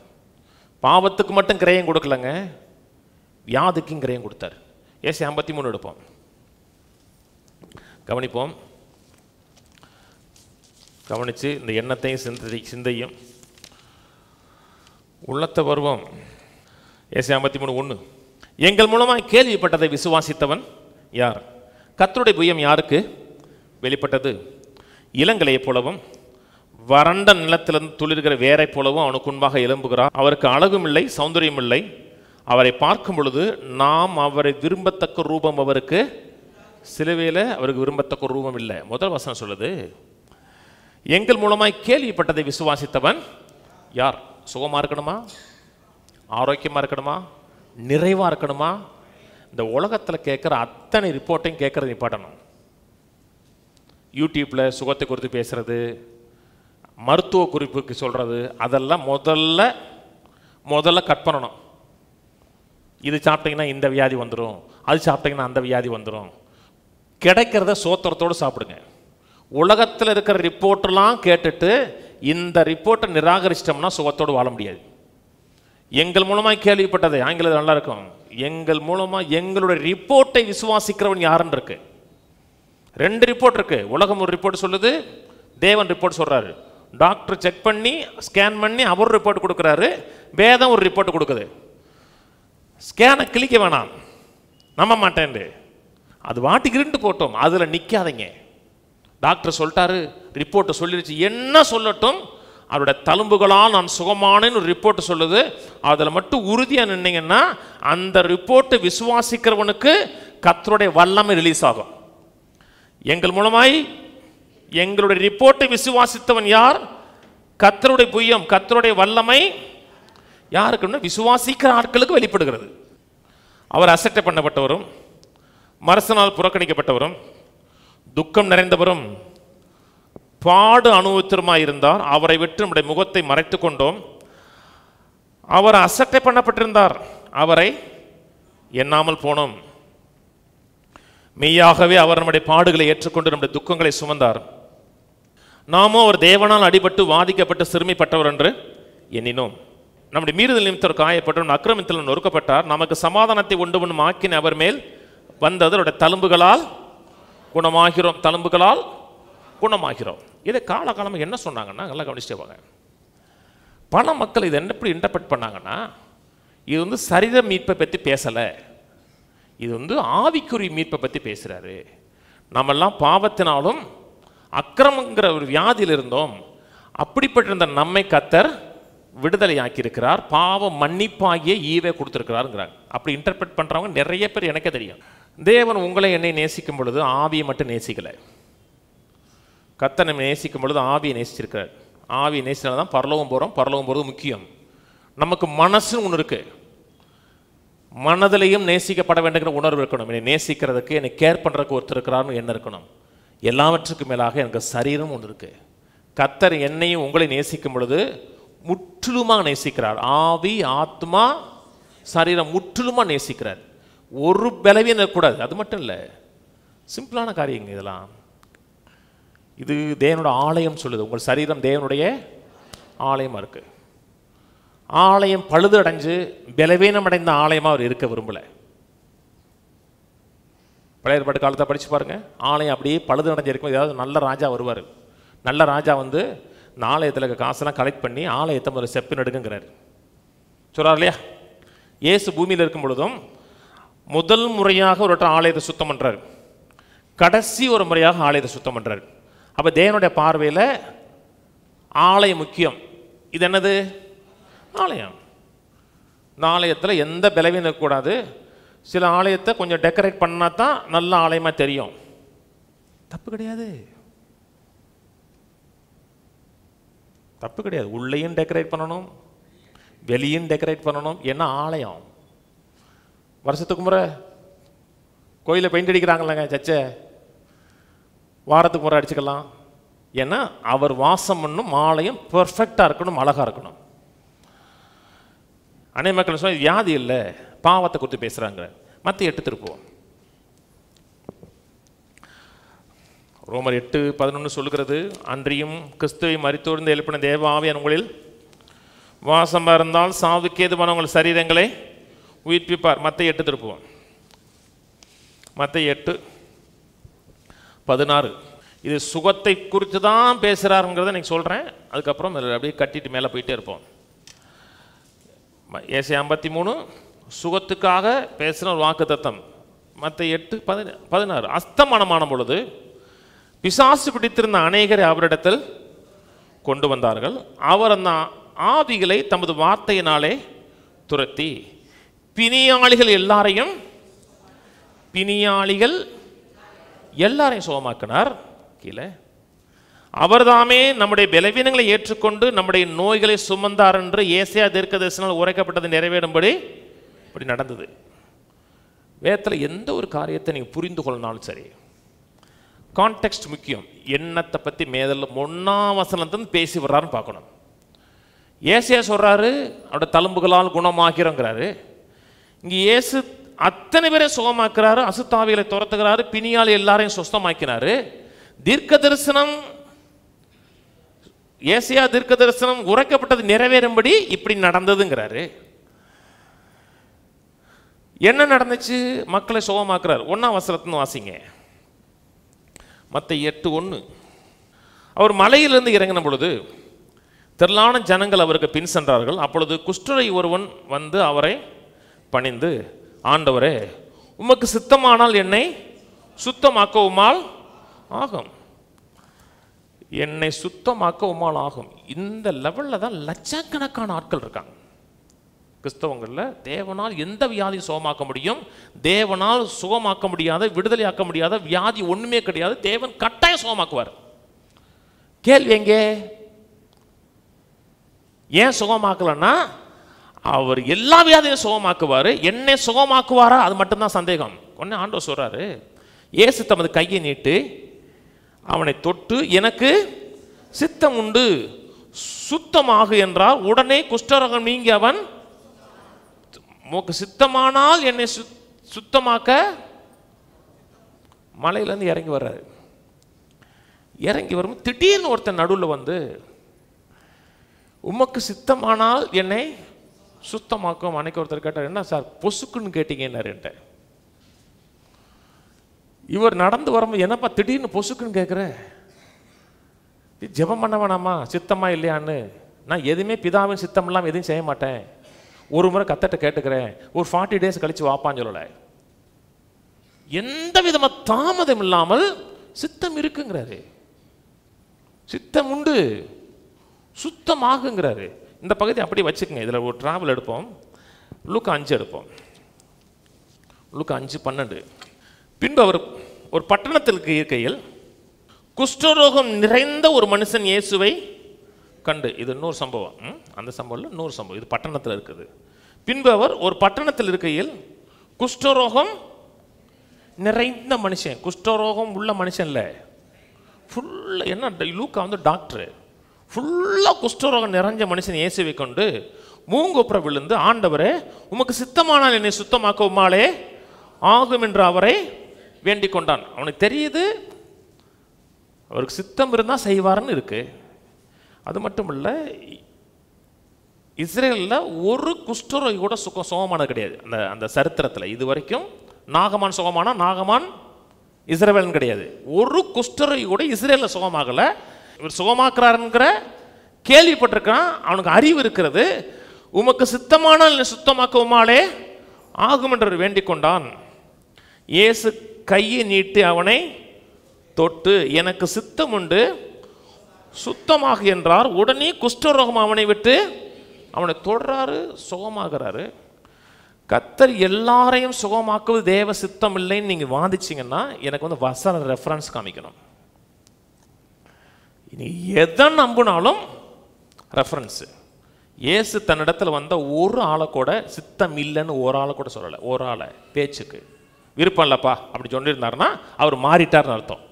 நான் கர்த்தர், நான் மாறாதவர், அன்னைக்கு சித்தம் உண்டு சுத்தமாகுன்னு சொன்னார் என்றால் இன்னைக்கும் அப்படித்தான். எந்த ஒரு காலத்தில் யாருக்கு ஜெபம் பண்ணாலும் சரிதான், ஆண்டவரே எனக்கு சித்தமானால் அப்படி ஜெபம் பண்ணீங்கன்னாவே உங்களுக்கு கான்ஃபிடென்ட் இல்லைன்னு அர்த்தம். இல்லை இயேசு ஜெபிச்சார் கெத்செமனே தோட்டத்தில், ஜெபிச்சாரா? உமக்கு சித்தமானால் அப்படி ஜெபிச்சாரா? ஜெபிக்கலை. என்னுடைய சித்தத்தின்படி அல்ல உம்முடைய சித்தத்தின்படி கடவுள் தான் சொன்னார். உமக்கு சித்தமானான்னு சொல்லவே இல்லை. என்னுடைய சித்தத்தின்படி அல்ல உம்முடைய சித்தத்தின்படி கான்ஃபிடென்ட்டாக சொல்கிறாரு. அங்கே அவர் ஜெபித்த ஜெபத்தில் சுகம் கிடையாது. யாருடைய சுகத்துக்காக அவர் ஜெபம் பண்ணலை, தன்னுடைய சுகத்துக்காக ஜெபம் பண்ணலை. அந்த ஜெபம் வேற. இந்த வசனத்தை த லிவிங் பைபிளில் காமிக்கிறேன். நியூ லிவிங் பைபிளில் த லிவிங் பைபிள் இதுதான் முதல்ல வந்த living Bible. One day in a certain village, he was visiting. There was a man with an advanced case of leprosy. Leprosy உடைய உச்சகட்டத்தில் இருக்கான். When he saw Jesus, he fell to the ground before him, face downward in the dust, begging to be healed. Sir, he said, if you only will, you can clear me of every trace of my diseases. ஒரு சித்தமாக இருந்துச்சுன்னா என்னுடைய வியாதியோட எல்லா ட்ரேஸையும் நீக்க முடியும். எல்லாருக்குமே இந்த அறிவு இருக்கு. உடனே ஆண்டவர் சொல்றாரு, Jesus reached out and touched the man and said, of course I will be healed. And the leprosy left him instantly. சித்தம் உண்டுன்னு அன்னைக்கு சொன்னார் என்றால் இன்னைக்கும் சித்தம் உண்டு. ஒரு துளி தயங்கலை. சித்தமா இல்லையாண்டு சித்தம் உண்டு. கீழே மற்ற எட்டுக்குவாங்க. இந்த வசனம் எங்கேருந்து ஆரம்பிக்கிறதுனா சுகத்திலிருந்து ஆரம்பிக்குது. அப்புறம் 4ஆம் வசனம் 8:5. இயேசு கப்பர்நகூமில் பிரவேசித்த பொழுது 100க்கு அதிபதி ஒருவன் அவரிடத்தில் வந்து, ஆண்டவரை என் வேலைக்காரன் வீட்டில் தீவிரமாகவே கிடந்து கொடிய வேதனைப்படுகிறான் என்று அவரை வேண்டிக் கொண்டான். அதற்கு இயேசு, நான் வந்து அவனை சொஸ்தமாக்குவேன் என்றார். 100க்கு அதிபதி துறையுத்தரமாக, ஆண்டவரே நீ என் வீட்டுக்கு பிரவேசிக்க நான் பாத்திரம் இல்லை, ஒரு வார்த்தை மாத்திரம் சொல்லும், அப்பொழுது என் வேலைக்காரன் இவன் நூற்றுக்கு அதிபதி, யூதன் கிடையாது. போன வாரம் கூட பார்த்தோம், யூதன் கிடையாது, புறஜாதி, கவனன்ட்டுக்கு வெளியே இருக்கான். அவன் வர சொல்றான், வேலைக்காரன் திமிர்வாதமா இருக்கிறான்னு சொன்ன உடனே ஆண்டவர் எந்த தாமதம் இல்லாமல் நான் வரேங்கிறார். நான் வந்து ஏன்னா விரும்புறாரு. மனிதர்களை சுகமாக்கணும், மனிதர்களை ஆரோக்கியமாக்கணும். கர்த்தருடைய இருதயம் ஏங்குது. அன்னைக்கு ஏங்குறாருன்னா இன்னைக்கு ஏங்குறாருங்க. வியாதியாக இருப்பது கர்த்தருடைய சித்தம் இல்லை, பலவீனமாக இருப்பது கர்த்தருடைய சித்தம் இல்லை. இல்லை, நான் அன்னைக்கு வியாதியாக இருக்கிறேனே அப்படின்னா நீங்கள் விசுவாசிக்கணும்னு அர்த்தம்.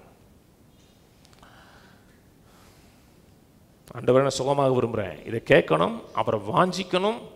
ஆண்டவரை நான் சுகமாக விரும்புகிறேன், உங்களோட சித்தம் பரலோகத்தில் இருக்குது போல என் வாழ்க்கையில் நிறைவேறட்டுங்கிற தீவிர டிசையர் காமிக்கணும். காமிங்க. அன்னைக்கு சித்தம் உண்டுன்னு சொன்னார்னா இன்னைக்கு சித்தம் உண்டு தான். வாசிப்போம் 9ஆம் வசனம். நான் அதிகாரத்துக்கு கீழ்ப்பட்டவனாக இருந்தும் எனக்கு கீழ்ப்பட்டிருக்க சேவகரும் உண்டு. நான் ஒருவனை போ என்றால் போகிறான், மற்றொருவன் வா என்றால் வருகிறான், என் வேலைக்காரனை இது செய் என்றால் செய்கிறான் என்றான். இயேசு இதை கேட்டு ஆச்சரியப்பட்டு தமக்கு பின் செல்லர்களை நோக்கி, இஸ்ரவேலுக்குள்ளும் நான் இப்படிப்பட்ட விசுவாசத்தை காணவில்லை என்று மெய்யாகவே உங்களுக்கு சொல்லுகிறேன். அநேகர் கிழக்கிலும் மேற்கிலும் வந்து பரலோக ராஜ்யத்தில் ஆபிரகாம், ஈசாக்கு, யாக்கோபு என்பவருடைய பந்தியிருப்பார்கள். ராஜ்யத்தின் புத்திரரோ புறமான இருளை தள்ளப்படுவார்கள். அங்கே அழுகையும் பற்கடிப்பும் உண்டாயிருக்கும் என்று உங்களுக்கு சொல்லுகிறேன். பின்பு இயேசு நூற்றுக்கு அதிபதி நோக்கி, நீ போகலாம், உன் விசுவாசத்தின்படியே உனக்கு ஆக்கடவு என்றார். அந்த நாளில் அந்த வேலைக்காரன் சுஸ்தமான. நல்ல கவனிங்க, சூப்பர் நேச்சுரல் அற்புதம் நடக்குது. இவன் தன்னை தகுதி இல்லாதவனா தான் முதல்ல பார்க்குறான், அன்உறுதியாக பார்க்குறான். என் வீட்டுக்கு வருவதற்கு நான் தகுதி இல்லை. விசுவாசம் எப்படி வேலை செய்கிறது என்றால், உங்களுடைய தகுதியின் அடிப்படையில் வேலை செய்யல, அவருடைய கிருபையின் அடிப்படையில் வேலை செய்யுது.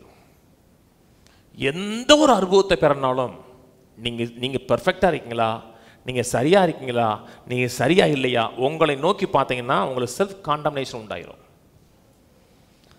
அவரை நோக்கி பார்க்கிறான். ஒரு காரியம் சொல்கிறான், நீ அதிகாரத்துக்கு கீழ்ப்பட்டவர், நான் அதிகாரத்துக்கு கீழ்ப்பட்டவன். நான் ஒரு வார்த்தை பேசுகிறேன், நான் சுயமாக பேசலை, சீசனுடைய வாயா நான் இருக்கிறேன். சீசர்னா ராயனுடைய வாயா இருக்கிறேன். என் வார்த்தை ஒருத்தன் மீறினானா ராயனை எதிர்த்த மாதிரி, ராயனை ஏற்றுட்டான்னா ரோம சோல்ஜர் வருவாங்க. உம்முடைய வார்த்தைக்கு ஒருவன் எதிர்த்து நின்னா பரலோகத்தை எதிர்த்து நிற்கிற மாதிரி, பரலோகமே உனக்கு பின்னாடி சப்போர்ட்டாக இருக்குன்னு சொல்லிட்டு விசுவாசிக்கிறான். ஆண்டவர் சொன்னார், உன் விசுவாசத்தின்படி உனக்காக கடவுங்கிறார். அந்த நேரமே அந்த வேலைக்காரன் சுஸ்தமானான் இருக்கு. கர்த்தர் நம்ம கொடுக்குற அத்தனை காரியங்களும் கிருபையின் அடிப்படையில் தான். நான் சொல்றது புரியுதுங்களா? அற்புதம் நடக்கணுமா, ஒரு மாற்றம் உண்டாகணுமா, தேவன் என்னை சுகமாக்க விரும்புகிறார், என்னுடைய தகுதியின் அடிப்படையில், அவருடைய கிருபையின் அடிப்படையில், அவருடைய இரக்கத்தின் அடிப்படையில் செய்கிறார்னு நினச்சிங்கன்னா விசுவாசம் தானாக வேலை செய்ய ஆரம்பிக்கும். இப்போ மக்களுக்கு ஜெபம் பண்ணுறோம், எத்தனை ஆட்கள் சுகமாகறாங்க. அந்த நேரத்தில் நான் 2 நாள் ஃபாஸ்டிங்கில் இருந்தேன்னு கிடையாது, நான் எப்படி இருந்தேங்கிற அடிப்படையில் அவங்க சுகமாகலை, என்னுடைய செயலுக்கு அப்பாற்பட்ட விதத்தில் அவங்க சுகமாகறாங்க. நான் மட்டும் இல்லை, எந்த ஊழியக்காரனாக தான் சரிதான், அவர்கள் அல்ல, அவர்களுக்கு அப்பாற்பட்ட விதத்தில் கர்த்தர் அவர்களை சுகமாக்குறார். உதாரணம் சொல்கிறேன். மோசே இஸ்ரவேல் ஜனங்களை கூட்டு வரும்போது முதல் முறையை கர்த்தர் சொல்றார், கண்மலையை பார்த்து அடி, கண்மலையை பார்த்து அடிங்கிறாரு, கண்மலையை அடிக்கிறாரு, தண்ணீர் புறப்பட்டு வருது. 2வது முறை பேசும் பொழுது கண்மலையை பார்த்து பேசுங்கிறாரு. அவர் கோபத்தில், வணங்கா கழுத்துள்ளவர்களே, நான் உங்களுக்கு தண்ணி கொடுக்கணுமான்னு சொல்லி அடிக்கிறாரு. அப்படி இருந்தும் தண்ணி வந்துச்சு. வந்துச்சா? ஜனங்கள் தாகம் தீர்க்கப்பட்டார்களா? அது மோசையின் அடிப்படையில் அல்ல, தேவனுடைய இரக்கத்தின் அடிப்படையில். நாம் எப்படி இருக்கிறோம்னு அடிப்படையில் இல்லைங்க, அவருடைய கிருபை. அந்த கிருபைக்கு நாம் கொடுக்குற ரெஸ்பான்ஸ். உன் விசுவாசத்தின்படி உனக்கு, நீங்க எந்த வியாதியா இருக்கட்டும், எந்த பலவீனமா இருக்கட்டும், இந்த சத்தியத்தை கேளுங்க, இதை உள்ளத்துல இன்புட் பண்ணுங்க.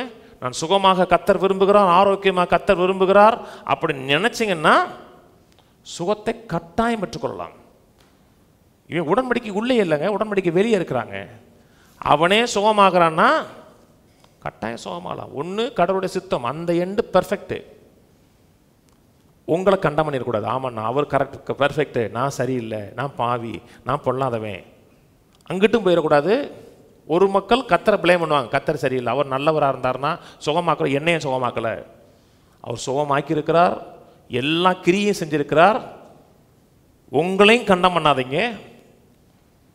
சுகத்தில் விசுவாசத்தை ஈஸியாக அவர் கிருபையை டச் பண்ணி பெற்றுக்கொள்ளுங்க.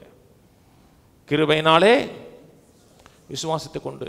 இந்த மக்கள் இன்னொரு பெரிய கேள்வி என்னன்னா, சுகத்தை போதிக்கிறவங்களுக்கு ஏன் வியாதி இருக்கு,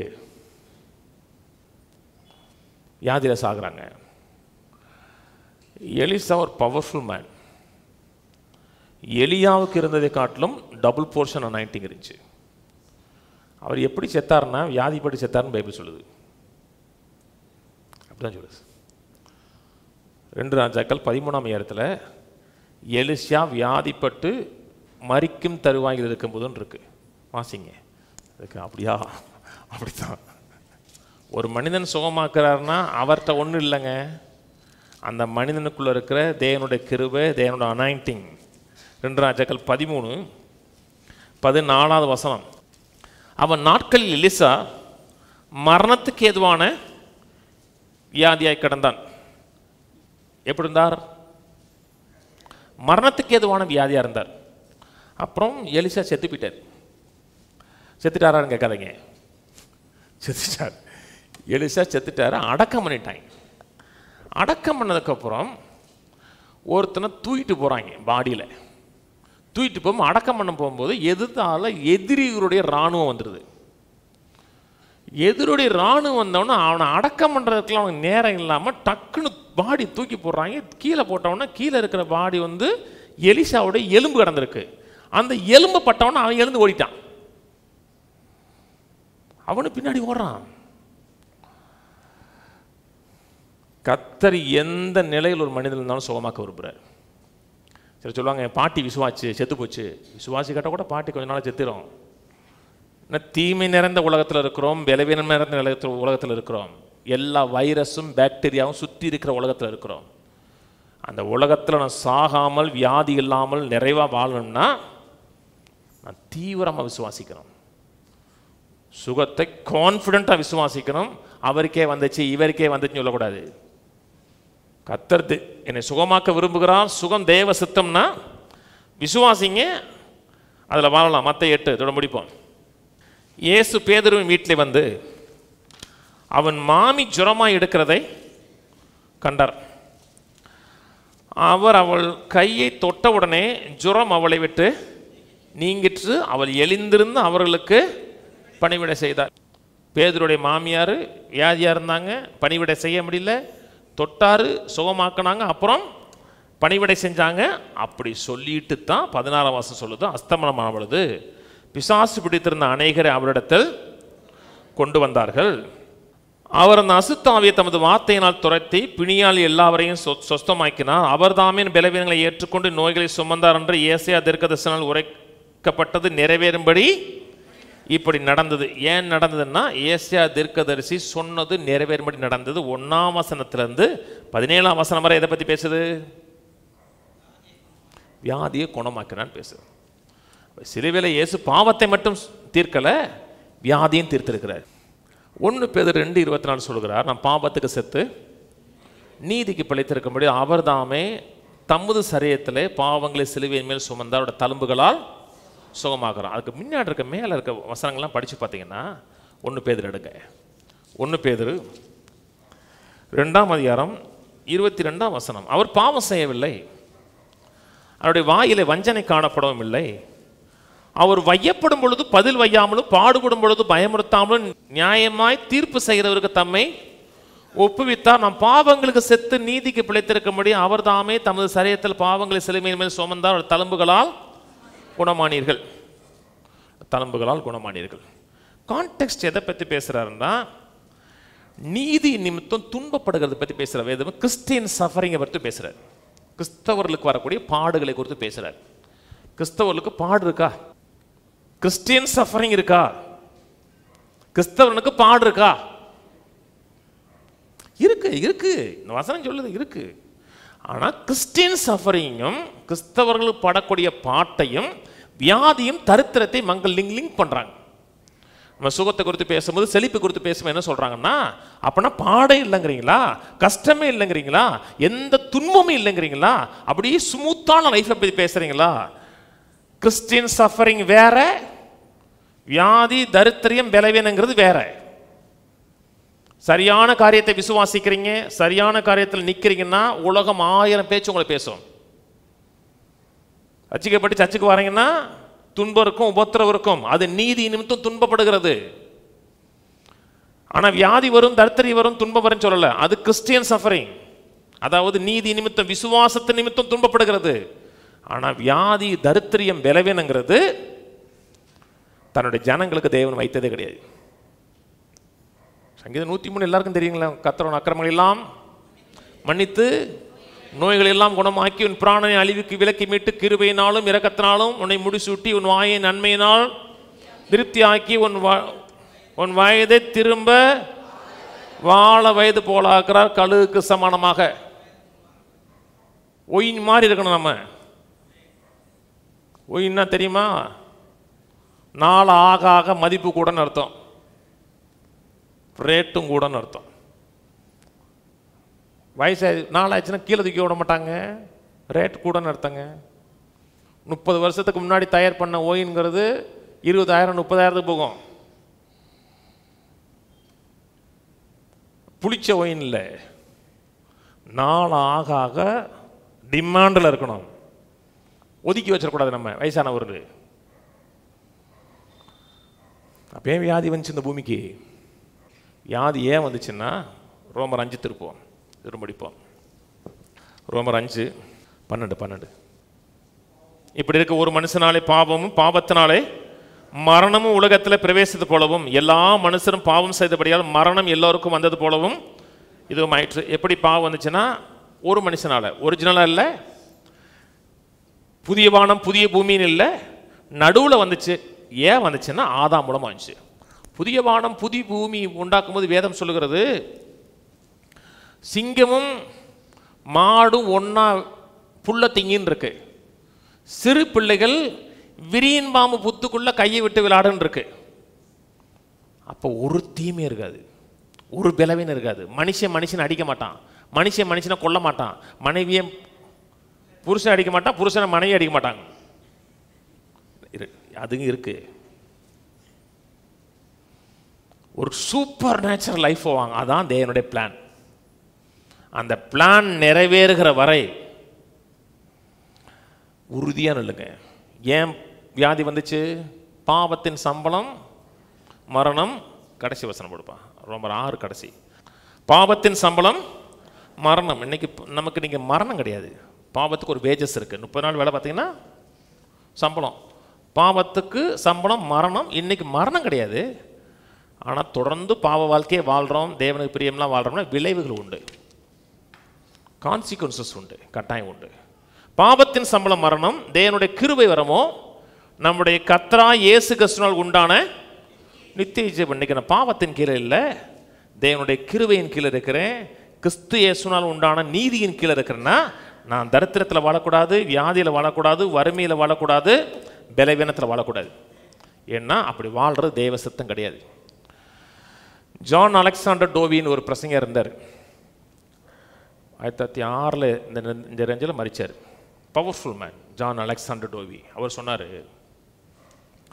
சாத்தான் என்கிற தகப்பனுக்கும் பாவம் என்கிற தாய்க்கும் பிறந்ததான் வியாதியினர். சாத்தான் என்கிற தகப்பனுக்கும் பாவம் என்கிற தாய்க்கும் பிறந்ததான் வியாதியினர். 1850 பிறந்திருக்கிறாரு. அந்த மனுஷனுக்கு தெரிஞ்சிருக்கு அப்பவே, சாத்தானுக்கும் பாவத்துக்கும் பிறந்தது தான் வியாதி. இப்போ நான் சாத்தானின் பிடியிலையும் கிடையாது, வியாதியின் பிடியிலும் கிடையாது. இப்போ நான் கிறிஸ்து இயேசுக்கு உட்பட்டிருக்கிறேன் என்றால் வியாதியினுடைய ஒரு அறிகுறி இருக்கக்கூடாது. அவனுடைய சித்தப்பா மக்கள் பெரியப்பா மக்களோட நான் வாழக்கூடாது. அதனுடைய ஒரு பை ப்ராடக்டோட என் வாழ்க்கக்கூடாது. பலவீனம், வியாதி எதுவுமே இருக்கக்கூடாது. வயசானா மூட்டு வலி வரக்கூடாது. மூட்டு வலி பைபிளில் இல்லை. ஆரோக்கியமாக இருக்கணும், சுகமாக இருக்கணும். ஆமாம், சுகமாக இருக்கணும். கடைசி வரை எல்லா பல்லும் இருக்கணும். ஐயோ, சில 5-6 பல்ல முழுங்கிறாங்க. கர்த்தரோட சித்தங்கிறது உச்சியிலிருந்து உள்ளங்கால் வரை கம்ப்ளீட் ஹீலிங் இருக்கணும். ஏன்னா தேவ சித்தம், தேவன் நம்மை நேசிக்கிறார். அன்பு செலுத்துகிறார், கடைசி வரையும் தான் நேசிக்கிறார் இருக்கு. ஆனால் வியாதியை எதிருங்க, சுகம் தேவ சித்தம், எல்லாருக்கும் தேவ சித்தம். இது தொடருவோம். கர்த்தர் உங்களை ஆசீர்வதிப்பார். எழுந்து நிற்போம். இது பேசிக் காரியம். நான் பேசுறதெல்லாம் நான் அப்படியே ரொம்ப ஆழமாக நோண்டி எடுக்கலை, பேசிக்கு. அதில் தான் தவறுவோம். இது ஆழமாக சிந்திங்க. நான் சுகமாக இருப்ப தெய்வ சுத்தம், பாவத்தின் பிடியிலிருந்தும் பிசாசின் பிடியிலிருந்து வெளியே கொண்டு வந்து தேவனுடைய கிருபை வரத்துக்குள்ள நீதிக்குட்பட்டிருக்கிறேன். வியாதியில் நான் வாழவே கூடாது. எவன் வெளியே இருக்கிற வாழலாம், நான் வாழக்கூடாது. என்னோட என் தகப்பன் வேற, என் தாய் வேற. தகப்பன் யாரு? பிதாவாய தேவன். தாய் யாரு? கிருபை தான் தாய். பைபிள் சொல்லுதுங்க, அவரே நமக்கு தாயா இருக்கிறான்னு இருக்குல்ல. நம்ம பாவத்துக்கும் பிசாசுக்கும் பிறந்தவர்கள் இல்லை, பிதாவுக்கும் கிருபைக்கும் பிறந்தவர்கள். விளைவு நித்திய ஜீவன், சுகம், நிறைவான வாழ்க்கை. அதை விசுவாசிங்க, வாஞ்சிங்க. அதுக்கு விரோதமாக என்ன இருந்தாலும் துணிஞ்சு ஏத்துருங்க. வயசாகலாம், வெளியே தெரியக்கூடாது. வயசாகிறது இவ்வளோ வருஷம் ஆச்சு, இவ்வளோ மெச்சூர் ஆயிருக்கேன்னு அர்த்தம். முன்ன காட்டும் ஸ்ட்ரென்த்து கூட இருக்கணும், ஆரோக்கியமாக இருக்கணும். வாலிய பள்ளியோட சண்டை போட்டோம்னா அவனை தூக்கி எறிஞ்சிடணும். அப்படியே ஸ்ட்ரென்த் இருக்கணுங்க. உள்ளத்தில் சோர்ந்து போகாதீங்க. எனக்குள்ள காண்டாமிருகத்துக்கு ஒத்த பலன் இருக்குன்னு இருக்கு. இதை கேட்டுக்கிட்டே வாங்க. இது மெடிசின் மாதிரி. இந்த மெடிசின் நிறைய எடுக்கலாம். சில நேரத்தில் மக்கள் சொல்கிறாங்க பார்த்தீங்களா, அந்த காலையில் 2 போடு, மதியம் 1 போடு, தெரியாமல் 2 போட்டிருப்பாங்க, 2க்கு பதிலாக 4 போட்டிருப்பாங்க. சாப்பிட்டேன்னா சாப்பிடலன்னு தெரியலேண்டு. அப்போ டாக்டர்கிட்ட கேட்பாங்க, ஐயோ டாக்டர் 4 தின்ட்டேனேன்னு. 4 ரொம்ப திண்டிங்கன்னா வயல் சித்தம் மருந்து நிறையா சாப்பிட்டீங்கன்னா அல்சர் ஆயிரும். இது எவ்வளோ நாள் நீங்களாம் சாப்பிட்டுட்டே இருக்கலாம். சாப்பிட சாப்பிட ஜீவன் ஃப்ளோ ஆகிட்டே இருக்கும். ஜெபிப்போம். பிதாவே, உம்மை துதிக்கிறோம், ஸ்தோத்திரிக்கிறோம், நன்றி செலுத்துகிறோம். நீர் எங்களுக்கு செய்திருக்க எல்லா நன்மைகளுக்காக நன்றி, கிருபைகளுக்காக நன்றி. சுகம் மட்டுமே எங்களுக்கு குறித்து நம்முடைய பூர்ண சித்தமாக இருக்கிறதுக்காக நன்றி. அந்த சுகத்தில் வாழ எங்களுக்கு உதவி செய்வீராக. அது அறிந்திருக்கிறோம். எங்களை எல்லாரையும் குறித்து நம்முடைய தேவனுடைய சுத்தம் சுகம். பாவத்துக்கும் பிசாசுக்கும் நாங்கள் அடிமை இல்லை கர்த்தாவே. கிறிஸ்துவுக்கும் ஜீவனுக்கும் அடிமைகளாக இருக்கிறோம். அதன் ஆதிக்கத்தின் கீழ் இருக்கிறோம். எங்களை நேசிக்கிறேன், எங்களை ஆரோக்கியப்படுத்த விரும்புகிறேன். பாவத்தை எதிர்க்கிறது மாதிரி வியாதி எதிர்க்கிறோம். வியாதியின் எல்லா ட்ரேஸையும் நாங்கள் எதிர்க்கிறோம். சித்தம் உண்டுன்னு சொன்னீர், அதை நான் பூர்ணமாக விசுவாசிக்கிறோம். சித்தம் உண்டு, எங்களை சுகமாக்க சித்தம் உண்டு. இன்றைக்கும் சித்தம் உண்டு, நீ மாறுவதில்லை. வேதத்தில் இருக்க அதே தேவன் இன்றைக்கும் எங்கள் மத்தியில் இருக்கிறீர். அந்த வார்த்தையை நிறைவேற்றக்கான நன்றி. கேட்ட ஒவ்வொருவரையும் ஆசீர்வதிக்கிற ஒரு போதனையாக, ஒரு அறிவாக, ஒரு ஆலோசனை எடுக்காமல் இது மருந்தாக, உணவாக எடுத்து சிந்திக்க, அதிலே நிலைத்திருக்க உதவி செய்வீராக. இந்த பிரசனத்தில் வெளிப்படுகிற சுகத்தை விசுவாசித்து அதில் வாழ உதவி செய்வீராக. சகல கணமும் சகல மகிமையும் எங்கள் வாழ்க்கையில் உமக்கு உண்டாயிருக்கட்டும். வியாதியை முழு மூச்சோடு எதிர்க்கிறோம், சுகத்தில் வாழுகிறோம். இயேசு நாமத்தில் பிதாவே, ஆமென். இந்த கர்த்தராகிய இயேசு கிறிஸ்துவின் கிருபையும் பிதாவாகிய தேவனுடைய அன்பும் பரிசுத்தாவின் ஐக்கியமும் நம் அனைவரோடு கூட இன்றைக்கும் என்றைக்கும் கிறிஸ்துவின் வருகை மட்டும் இருப்பதாக. கர்த்தரோட ஆசீர்வாதத்தை எல்லா தீமைக்கு விலக்கி காக்க கடவர். கர்த்தர் தம்முடைய தயவுள்ள முகத்தை உங்களை பிரகாசிக்க பண்ணி உங்களுக்கு கிருபையாயிருக்க கடவர். கர்த்தர் தம்முடைய முகத்தை உங்களை பிரசன்னமாக்கி சமாதானம் கட்டளையிட கடவர். கர்த்தரோட ஆசீர்வாதத்தை ஜீவனோடு, சுகத்தோடு, தீர்க்காயுசோடு, ஒரு நோயும் பலவீனமும் அணுகாமல் 120 ஆண்டுகளுக்கு மேலாக பலத்தோடு வாழ வைப்பாராக. ஆமேன், ஆமேன், ஆமேன்.